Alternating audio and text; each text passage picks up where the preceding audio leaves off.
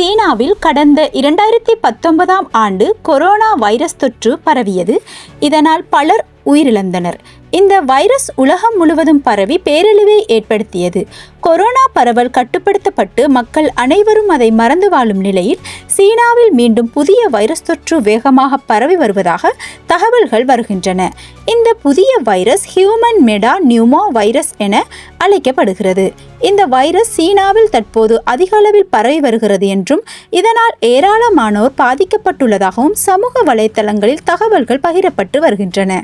சீனாவில் புதிய வகை வைரஸ் தொற்று பரவல் என்ற செய்தி வந்தவுடனேயே உலக சுகாதார நிறுவனம் தொடங்கி உலக நாடுகள் வரை அனைத்தும் பரபரப்பாக்கி தொற்று தொடர்பான தகவல்களை தேடத் தொடங்கியுள்ளனர்.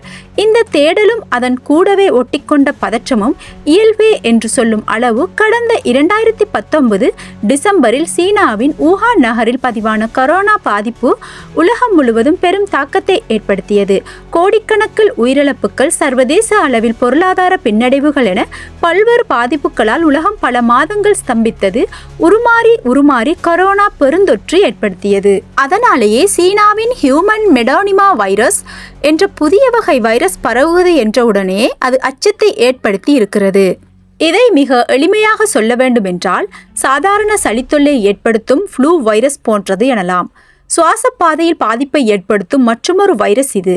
இந்த வகை வைரஸ் பாதிக்கப்பட்ட ஒரு நபரிடமிருந்து இன்னொரு நபருக்கு பரவும். வைரஸால் பாதிக்கப்பட்ட நபர் தொட்ட பொருட்கள், புழங்கிய இடங்களில் இருந்து இன்னொருவருக்கு பரவும்.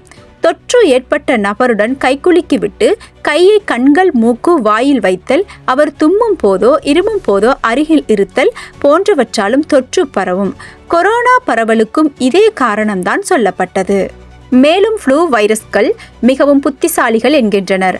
அதாவது அதன் மரபணு மிக வேகமாக தன்னை உருமாற்றிக் கொள்ளக்கூடியது. அதனால் வழக்கமான ஃப்ளூ வைரஸ் மனிதர்களிடம் சற்று கவனிக்கத்தக்க பாதிப்பை ஏற்படுத்தும் வைரஸாக உருமாறும் போது அதற்கு பெயரும் கூடவே அதனை சுற்றிய பரப்பு அதிகரிக்கிறது என கூறுகின்றனர் மருத்துவர்கள்.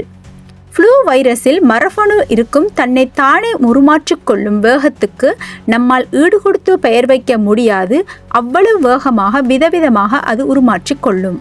இதற்கிடையில் புதிய வைரஸ் குறித்த விவகாரங்களை அளிக்குமாறு சீன அரசிடம் உலக சுகாதார அமைப்பு கேட்டுக்கொண்டுள்ளது. ஆனால் கொரோனா போன்ற புதிய வைரஸ் பரவுவதாக எழுந்த சந்தேகங்கள் மறுத்துள்ளது. முன்னதாக சீன அரசின் நோய் கட்டுப்பாட்டு முகாமை இது தொடர்பான அளித்த விளக்கத்தில் நிமோனியா போன்ற பாதிப்பு ஏற்படுவதற்காக எழுந்துள்ள புகார்களை கண்காணித்து வருகிறோம். குளிர்காலம் என்பதால் சுவாசப்பாதை தொற்றோடு பலரும் மருத்துவமனைகளை நாடி வருகின்றனர் என்றும் குறிப்பிட்டுள்ளனர். தற்போது புதிய வைரஸ் குறித்து உலக சுகாதார அமைப்பு தகவல்களை கேட்டுள்ள நிலையில் சீனா விளக்கமளித்துள்ளது. நேற்று வெள்ளிக்கிழமை சீனா வெளியுறவுத்துறை செய்தி தொடர்பாளர் மாவோ கிங் கூறுகையில், சீனாவில் குளிர்காலத்தில் எப்போதும் சுவாசப்பாதை தொற்று நோய்கள் அதிகரிப்பது இயல்பே. சீன அரசு குடிமக்கள், சுற்றுலா பயணிகளின் உடல் நலனில் எப்போதுமே அக்கறை கொண்டுள்ளது. சீனாவில் தொற்றுநோய் பரவல் ஏதும் இல்லை. சீனாவுக்கு சுற்றுலா பயணிகள் தாராளமாக வரலாம் என்றும் குறிப்பிட்டுள்ளனர். நெறிமுறைகளை படித்தாலே தேவையற்ற அச்சங்கள் தீரும் என்று தெரிவித்து உள்ளார்.